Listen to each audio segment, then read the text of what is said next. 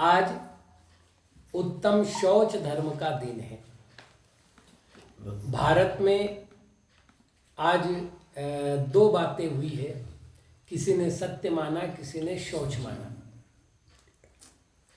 देखिए, कोई भी धर्म कभी भी मानो, कोई विकल्प नहीं है, लेकिन प्रश्न है यदि क्रम बनाना हो तो क्या बनाया जाएगा। अब चूंकि आगम अलग अलग बोल रहा है, इसलिए हमको आगम के आधार से युक्तियों का आधार लेना पड़ेगा। तो अपन एक आधार ले लेते हैं। पहला आधार, पहला धर्म एक कषाय का अभाव में बताया, दूसरा धर्म एक कषाय के अभाव में बताया, तीसरा धर्म एक कषाय के अभाव में बताया, और फिर पांचवा धर्म अगर कषाय के अभाव में माना जाए और चौथा धर्म बीच में लाया जाए तो ये क्रम भंग नाम का दोष आता है। मेरी बात समझ में आई? उत्तम, क्षमा, माधव, आर्जव, ये हो गए क्रोध, मान, माया के अभाव में, और चौथा धर्म सत्य माने और पांचवा धर्म शौच माने, तो बीच में दूसरा धर्म आएगा और कषाय आगे बढ़ेगी, तो क्रम भंग हो गया। अब कहे हुन दो क्रम भंग, इसमें क्या दोष आएगा? तो अपन उमा स्वामी महाराज से पूछे कि हम ऐसा करें क्या कि पहले सत्य लेवे फिर शौच लेवे? ज्यादा अच्छा है ना कि उमा स्वामी महाराज जवाब दे। तो उमा स्वामी महाराज ने 7वें अध्याय में एक सूत्र दिया है कि किसी को सत्य व्रत का पालन करना हो तो उसे उसकी 5 भावनाओं का पालन करना चाहिए। कौन कौन सा? क्रोध, लोभ, भीरुत्व, हास्य, प्रत्याख्यानान्यनुविचि भाषणम च पंच। क्रोध प्रत्याख्यान, लोभ प्रत्याख्यान, भय प्रत्याख्यान और हास्य प्रत्याख्यान, ये तो 4, और अनुविचि भाषण का प्रयोग, ये 5। तो इसमें लोभ प्रत्याख्यान करें, मतलब लोभ त्यागो तो सत्य होगा, मतलब लोभ हो गया कारण, सत्य हो गया कार्य, और कारण हमेशा कार्य से पहले होता है। इसलिए लोभ का निवारण रूप शौच धर्म पहले और सत्य धर्म बाद में होना चाहिए। ये एक सरल सा लॉजिक हुआ। बाकी अब विशेष बहस तो क्या करें। अब दूसरी बात ये हुई, जैसा कि हुकुमचंद भारिल वगैरह ने एक काम किया, उनका कहना है कि लोभ की निवृत्ति को शौच मत कहो, आत्मा की शुद्ध अवस्था को शौच कहो। लेकिन इसमें 2 दोष है। पहला दोष आता है कि आचार्यों ने इसको अनगार धर्म कहा है, और धर्म जब शब्द अनगार और सागार रूप होता है वो चरणान योग का विषय होता है, और चरणान योग में क्रियानुष्ठान होता है, शुद्धात्मा का अनुभव नहीं। जैसे ही शुद्धात्मा के अनुभव की बात करोगे वो द्रव्यानुयोग के अध्यात्म का विषय बन जाएगा। याद रखना, विषय विरुद्ध नहीं है, लेकिन अनुयोग व्यभिचार है। तो जब चरणान योग में कह रहे हैं तो लक्षण भी चरणान योग का बनेगा, और चरणान योग का लक्षण क्या है? असुहादो विनिवित्ति सुहे पवित्ति यजान चारित्रम। चारित्र किसे कहते हैं? अशुभ से निवृत्ति होने को और शुभ में प्रवृत्ति करने को चारित्र कहते हैं। तो जब इस अपेक्षा से परिभाषा करेंगे तो फिर अकलंक देव की परिभाषा आएगी। अकलंक देव कहते हैं प्रकर्ष लोभान निवृत्ति शौचम। अब लोभ 2 प्रकार के, अरे बड़े गंभीर चर्चा है, इन पर तो घंटों चर्चा करनी चाहिए, मिनटों नहीं। लोभ निवृत्ति शौचम कहो ना तो आचार्य नहीं बचेंगे, एक भी आचार्य नहीं बचेगा। लोभ निवृत्ति को शौच कहेंगे तो वो कह रहे प्रकर्ष लोभान निवृत्ति शौचम।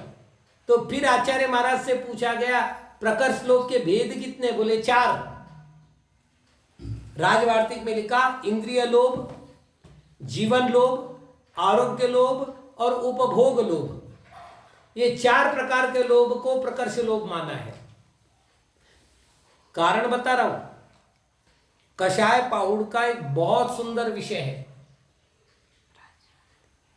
कषाय पाहुड़ में लिखते हैं कि क्रोध सर्वथा ही है, मान सर्वथा ही है, माया सर्वथा ही है, लेकिन लोभ कथनचित उपादेय है। इसलिए लोभ का संपूर्ण त्याग करने को शौच धर्म नहीं कहा, नहीं तो मुझे भक्ति त्याग करनी पड़ेगी। भक्ति कौन से गुण की पर्याय है? लोभ कषाय की। अरे प्रशस्त राग है भाई, तो प्रशस्त राग से भक्ति उत्पन्न हुई और प्रशस्त राग लोभ का भेद है। तो उन्होंने कहा कि प्रकर्ष लोभान निवृत्ति शौचम। आचार्यों की एक एक बात ध्यान रखना है, कितनी गंभीर बात कर रहे हैं। लोभ से निवृत्ति को शौच नहीं कहते, मैं कहता हूं लोभ बढ़ाओ। कौन सा लोभ बढ़ाना है? हाँ, प्रशस्त लोभ बढ़ाना है। मेरे 2 ग्रंथों के स्वाध्याय, मुझे 4 ग्रंथों के स्वाध्याय का लोभ करना चाहिए। मैंने 2 उपवास किए, मुझे 4 उपवास करने का विचार करना चाहिए। मैंने 2 रसों का त्याग किया, 6 रसों का त्याग करने का विचार करना चाहिए। ज्यादा करते तो और करते। हाँ, ज्यादा होते तो और करते, करेंगे। प्रकर्ष लोभ को त्याग करना है। आत्म कल्याणकारी मतलब लोभ 2 प्रकार के, ध्यान रखना, अप्रशस्त लोभ और प्रशस्त लोभ। प्रशस्त लोभ मोक्ष मार्ग है, उसके बिना न तो व्यवहार सम्यक दर्शन होता है, न व्यवहार सम्यक ज्ञान होता है, न व्यवहार सम्यक चारित्र होता है। अकलंक देव न्याय के पंडित है, इसलिए अकलंक देव ये गलती नहीं करते कि वो लोभान निवृत्ति शौचम कहे। वो कहते कि ऐसा लोभ छोड़ो जिससे संसार बढ़ता हो। इंद्रिय लोभ, विषय लोभ, आरोग्य लोभ, जीवन लोभ, ये छोड़ो। धर्म लोभ मत छोड़ना, आत्म कल्याण का लोभ मत छोड़ना, गुरु के चरणों का लोभ मत छोड़ना, नहीं तो धोखा खाओगे। खाने तो मिलेगा, बस धोखा खाने मिलेगा। तो एक बहुत बड़ी बात है शौच। आज आपने पूजा में पढ़ा होगा, शौच का दूसरा नाम है संतोष, और मूलाचार में शौच का नाम दिया लाघव। 10 धर्मों के नाम दिए मूलाचार में, वाखंती, मध्यव, अज्जव, लाघव दिया है। तो लाघव यानी लघुता। लोभ का भार बाकी पापों के भार को बढ़ाता है, इसलिए लोभ का भार सबसे बड़ा भार है। भार उतर गया, आदमी लघु यानी हल्का हो जाता है। लाघव का अर्थ होता है हल्का होना, तो एकदम लघु। और कैसे होगा? बोले संतोषी गुण रतन भंडारी। संतोष को धारण करो,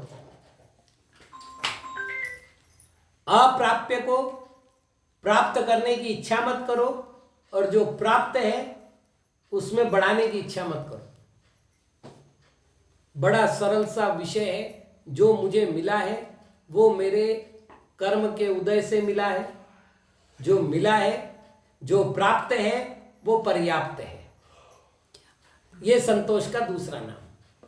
जो प्राप्त है वो पर्याप्त है, बस।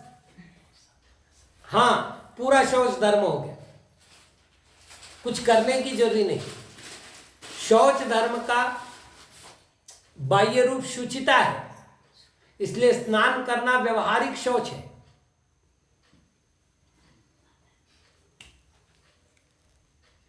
शरीर की शुचिता के लिए जो भी काम किए जाते हैं वो व्यवहारिक शौच है। वहां से उठो आगे, तो आध्यात्मिक मतलब मानसिक शौच के लिए, पहले वाचनिक शौच के लिए हितमित प्रिय वचन बोलना वाचनिक शौच है। उसके ऊपर बढ़ो, मानसिक शौच के लिए शुभ परिणाम करना, उस शुभ परिणाम के लिए व्रतादिकों का धारण करना मानसिक शौच है। और फिर बढ़ो आध्यात्मिक शौच की ओर, जहां पर आत्मा को राग द्वेष से मुक्त करने का नाम आध्यात्मिक शौच है। तो ये शौच धर्म की क्रमिक व्यवस्थाएं हैं जो आगे जाकर के हमें मोक्ष मार्ग की ओर ले जाती है। तो स्नान करना भी, दातन करना भी, मल विसर्जन करना भी शौच धर्म के काम है। बस व्यवहारिक शुद्धि कहेंगे, कायिक शुद्धि कहेंगे। और वहां से बढ़ते हुए आध्यात्मिक शुद्धि तक बढ़ना है, राग द्वेष की निवृत्ति तक। ये जो क्रम से आगे बढ़ रहे हैं, यही वस्तुतः शौच धर्म है। और ये शौच धर्म आत्मा को निर्बल बनाता है। आज मात्र इतना ही। ओम नमः।